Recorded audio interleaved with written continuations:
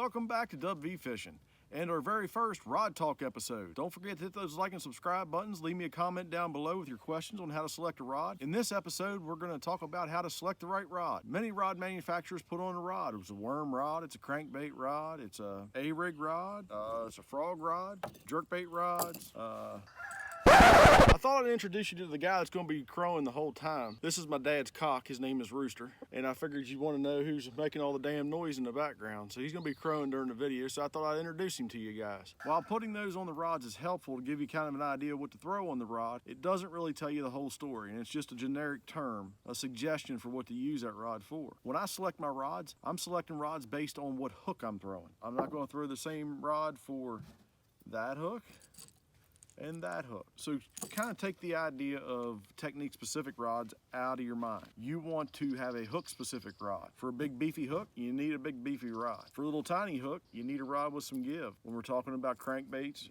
jerkbaits, anything with the treble hook, you gotta take the trebles out of the equation and look at just a single hook on that of the three. So that single hook right there is not very big. As you can see, that's a really small hook. So that's not gonna grab much meat. So in that case, you gotta have a rod with some give to absorb shock so it doesn't rip that hook out in case you just grab skin. Whereas a hook, a big beefy flipping hook like that hook's gonna get a hold of a lot of meat. So when I talk about hook size, what I'm talking about is basically the gap between the point and the shank, how much meat that hook's gonna grab. So let's start on the bigger end of things. If I'm selecting a rod for the A-rig, you gotta remember this, you're gonna have 5 hooks back here. Well, depending on where you're fishing. You're gonna have as many hooks as legal. Anyway, you're flinging a bunch of jig heads, whether you're throwing 16ths, 8ths, quarters, whatever, that's a lot of weight. When you add them all together, when there's 5 of them, that's a whole lot of weight. And then you add the weight of the plastic to each thing, then we're talking about a whole hell of a lot of weight. Your jig heads typically are gonna have a good stout hook in it, like my tube head here. It's got the Gammy 604 in it. Actually, I like to throw that hook on jig heads for this. So if I'm gonna select a rod for something like that, I got a decent hook on it, and it's a moving bait. For an A-rig, I'm throwing a 7'11" swim bait rod. It's a heavy, moderate fast. So it's got to bend a little deeper down in the rod to, number one, allow the fish to get that moving hook into its mouth so it can suck it in while it's moving, and it also helps to load up to make the cast. So now let's talk about jigs. So we have a swim jig. Here's a regular flipping jig. As you can see, that flipping jig has a big old beefy hook in it. That swim jig has a decent hook in it, but it's a lot smaller. It's a lot thinner diameter wire. If you get a hold of this one, there's very, very little flex to that hook. That hook's not gonna flex out on you. It's not gonna bend out on you. You can throw that on a 65-pound braid and a heavy rod all day long, no problem. But with that swim jig, that hook's got flex. So you can't throw that on a big beefy rod. I like to throw it on, and I'm sure I've told you this in other videos, and I do my spinner baits on it as well. It's a North Fork composite, high modulus, medium heavy fast. And it has a soft tip, allows them to suck in the moving bait. Also, with that soft tip, you don't bend that hook out. It still has the backbone to drive it through once you get bit. Same way with the spinner bait. Along the same lines with the chatterbait, it's a little stouter hook, as you can see. It doesn't have the flex like the swim jig does. But with that one, I tend to lean more towards a heavy. This is a 7.3 medium heavy for my swim jig and spinner bait. I kind of like a 7.3 heavy for that. I find my hookups to be much more successful with the heavy for the chatterbait. Both of those I'm throwing 15-pound fluoro on them. And for the jig, I'm throwing a 7'3" heavy, fast. I like 20-pound fluoro for my jigs and pitching plastics and stuff. Also, as you can see, I have the Big Mouth Lures Big Shaky on there, which is basically a chatterbait, just a different company. It's a little more erratic, gets a lot more bites. We go to the frog. That's got a pretty stout hook in it, not much flex to that at all. That I'm gonna throw on braid because I'm in grass, and I'm gonna throw that probably on a 7'6" heavy, fast, big flipping stick. But a lot of times I will throw it on the 7.3 heavy as well.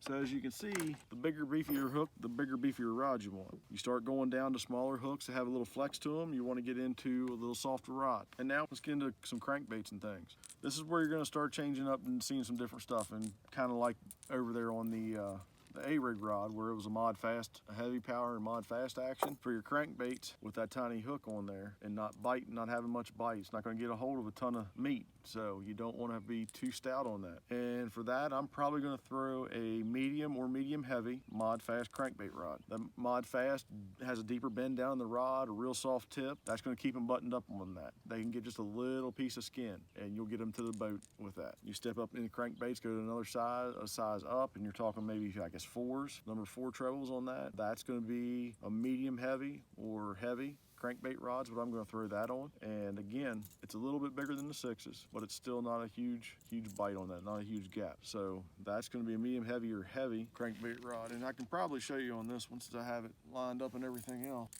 And this is actually a 7'6" heavy. Get up, as you can see that it's got a deep bend down into that rod. It's not all up at the tip. That's going to act as a shock absorber and keep those hooks pinned in whatever little bit of meat you can grab. And then we get up into talking about the big deep diving crankbaits. You can see that's a stout hook. That's probably a 1/0 hook on there. On that, I'm probably gonna I'm gonna either throw that on the 7'6" heavy crankbait rod, mod fast action, or I'm gonna step it up and throw that on my swim jig rod because it's got enough hook there. It's gonna get enough meat. That 7'3" medium heavy fast will handle that hook right there. Now we'll talk about a little Texas rigging and stuff. Big wide gap hook, your flipping hook. You still got pretty stout wire on those, not much flex. The tube hook, I'm gonna throw that on my 7'3" heavy fast. The tube hook, my tube head, that's a 604 Gamakatsu hook in there. It's the heavy wire jig hook, and it's pretty stout. And on that, I'm throwing it on a 7-foot North Fork composite medium heavy fast. I like a little stouter rod on my spinning rods for most things. All right, we talk about drop shot. I don't like drop shotting. It works well. Those little tiny drop shot hooks, right? You're getting down there talking about it's not much bigger gap wise than those crankbaits. It's probably equal to a number 4, maybe a number 2 hook. I don't like it. I don't throw it. I can't hook a fish with it. If you're talking about drop shot and you're going to need something light, and I'm not going to throw that hook. What I do for drop shot is I go up, and this is the Trocar. You can Texas rig your plastics with this and drop shot with it perfectly weedless. You can chack the freaking hook on that. I'm going to throw that either on a medium or medium heavy. Knowing me, I'm probably going to go to a medium heavy on that. The Ned rig. So this is the Woo Tungsten Ned head. It's got a tungsten head on it. It's got a gamey hook in it too. That's why I really like small hook, single hook. It's got a decent bite to it. That one I'm gonna throw on a 7-foot medium action spinning rod. Basically, I'm just simply trying to tell you to stop thinking about technique. Take into consideration what hook you're throwing. You can match that up with the right rod and have a perfect setup. I'm gonna throw out 3 topics for the next Rod Talk video. Leave me a comment down below. Let me know which topic you wanna see for next week. Topic number 1, why Rick Clunn is wrong. Fiberglass rods do not belong in a bass boat. Subject number 2, why factory rods are built to catch fishermen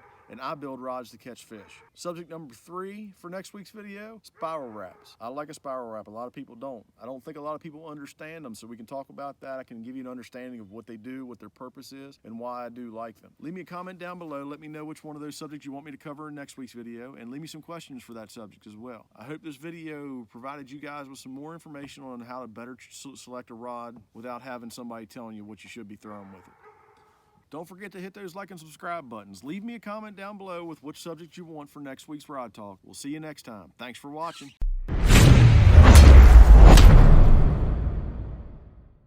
With a little bit of...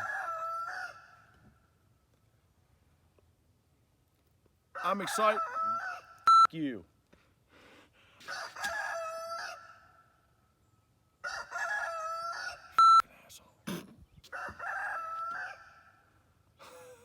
Coming up next week, f***ing asshole.